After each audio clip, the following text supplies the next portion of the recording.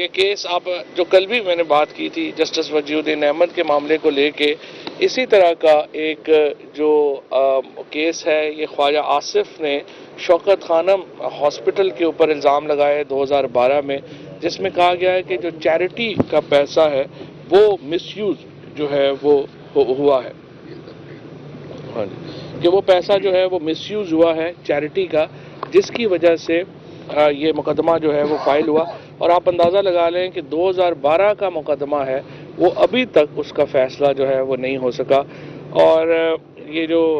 Case ہے اس کی بڑی اہمیت ہے۔ میں سمجھتا ہوں کہ ایک طرف شوکت خانم جو ہے وہ 70 ارب روپیہ ہر سال خرچ کرتا ہے چیریٹی کے اوپر، لوگوں کے، غریب لوگوں کے علاج کے اوپر، اور اس کو اس طرح کے لوگوں نے جب اس کو متنازع کرتے ہیں تو اس سے ایک جو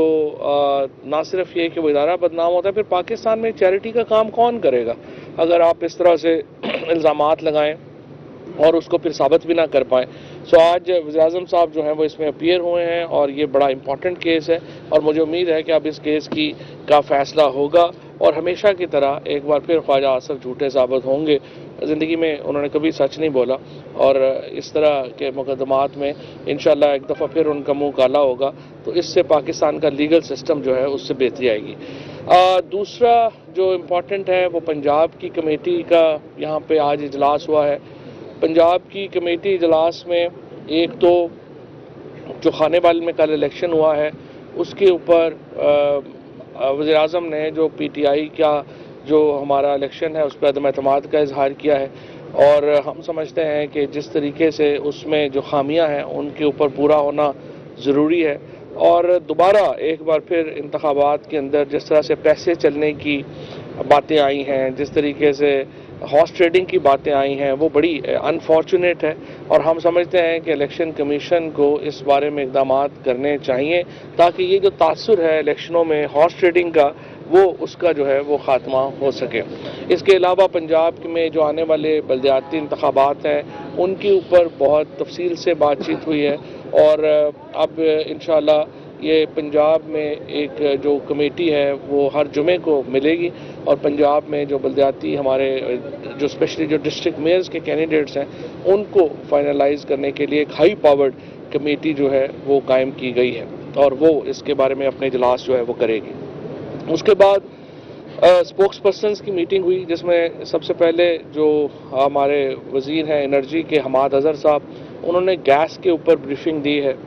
اس وقت جو سوئی ناردرن کے تقریباً 2300 انڈسٹریل یونٹس ہیں، ان میں سے 1800 جو ہیں ان کو گیس کی سپلائی جو ہے وہ جاری ہے۔ یہ 2300 میں سے 1800 کو جو ہے وہ مکمل جاری ہے، اور جو باقی آج ایپٹما نے کیا ہے اس میں پرابلم یہ ہے کہ یہ جو چھوٹا سا گروپ ہے یہ حکومت امپورٹ کرتی ہے تقریباً 2100 روپے سے 2300 روپے تک کی گیس جو ہے وہ ہمیں پڑتی ہے، یہ کہہ رہے ہیں ہمیں 600-700 روپے میں جو ہے وہ دے دی جائے، جو ظاہر ہے ممکن نہیں ہے، اور اس سے بھی وہ بجلی کے پلانٹ چلاتے ہیں جو کہ ہمارے پاس پہلے ہی ایکسیس ہے، اور پھر یہ جو کیپٹیو پلانٹس ہیں یہ ان ایفیشینٹ ہیں، اور ان کو گیس دینے کا مطلب یہ ہے کہ ہم ڈومیسٹک جو ہمارا کنزیومر ہے اس کا جو گیس آ بھی رہی ہے وہ بھی پھر مکمل طور کے اوپر اس کو ہم ختم کر دیں۔ تو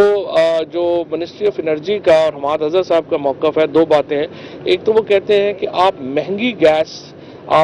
ہم جو گورنمنٹ منگواتی ہے اس کو ہم ایک حد سے زیادہ سستی آگے نہیں دے سکتے، نمبر 2 آپ کے پاور پلانٹس جو ہیں وہ ان ایفیشینٹ ہیں، اور نمبر 3 آپ کو پہلے ہی بہت سبسڈیز جو ہیں وہ دی جا چکی ہیں، اور مزید سبسڈی دینا اس میں جو ہے وہ درست اس لیے نہیں ہوگا کہ یہ گیس سے آپ بجلی بنا رہے ہیں، گیس یوز نہیں کر رہے ہیں، تو بجلی ہمارے پاس پہلے ہی ایکسیس ہے، اور اس کے اوپر بھی ایک رعایتی نرخ جو ہے وہ چل رہے ہیں اور آپ کو وہ استعمال کرنے چاہیے۔ اسی طریقے سے جو کراچی کا اس وقت ایشو ہے، وہاں پہ جو 50 ٹاپ ایکسپورٹرز ہیں ان کو گیس جو ہے وہ دی جا رہی ہے، لیکن کراچی میں جو ڈومیسٹک نیٹ ورک ہے وہ SNGPL سے دگنا ہے، لہٰذا وہاں پر مسئلہ جو ہے وہ زیادہ ایکویٹ ہے، زیادہ شدید ہے، اور اس لیے میں نے پہلے بھی یہ عرض کیا تھا کہ گیس جو ہے وہ پاکستان میں ڈپلیٹ ہو رہی ہے، 9% پچھلے سال ہوئی تھی، 9% ابھی ہو رہی ہے، سو یہ بڑی جلدی ہمارے پاس اپنے، اور دوسرا ایک بات اور بھی ذہن میں رکھیے، جو بہت لوگ بات کرتے ہیں کہ اگر آپ وقت پہ گیس منگوا لیتے یا اس وقت پہلی بات تو یہ گیس وقت پہ منگوائی گئی ہے اور 12 جو اوور آل جو ہماری کیپیسٹی ہے کیریجز کی وہ تمام جو ہیں وہ یہاں پہ آئے ہیں، لیکن یہ ایل این جی جو آپ امپورٹ کرتے ہیں یہ آپ ڈومیسٹک یوز میں نہیں دیتے کیونکہ یہ بہت مہنگی ہے اور ڈومیسٹک یوز میں اس کو دینا جو ہے وہ فیزیبل نہیں ہے، یہ صرف جو ہے وہ انڈسٹری کو دی جاتی ہے. سو اس کے اوپر جو ہے وہ ایک ڈیٹیل بات ہوئی ہے. اس کے بعد شہزاد اکبر صاحب نے شہباز شریف کے معاملے کے اوپر ڈیٹیل بریفنگ دی ہے. جو اس وقت شہباز شریف کا معاملہ تھا، آپ کو یاد 1 سال پہلے یہ الزامات سامنے آئے تھے کہ شہباز شریف، حمزہ شہباز اور جو باقی لوگ ہیں وہ منی لانڈرنگ میں ملوث ہیں اور اس طرح ہی اکاؤنٹ آپریٹ کیے گئے جیسے اومنی گروپ کے اکاؤنٹ جو ہیں وہ زرداری نے آپریٹ کیے. زرداری گروپ نے تو یہ کیا، کچھ شرم حیا رکھی کہ انہوں نے وہ گروپس جو ہیں وہ اکاؤنٹ ڈائریکٹلی آپریٹ نہیں کیے، لیکن شہباز شریف اور حمزہ شریف نے یہ اکاؤنٹ ڈائریکٹلی آپریٹ کیے. اور جس طرح ابھی شہزاد اکبر نے بھی اپنی پریس کانفرنس میں ڈیٹیل بتایا ہے، 18 لوگ ہیں جن کے 17,000 اکاؤنٹس جو ہیں،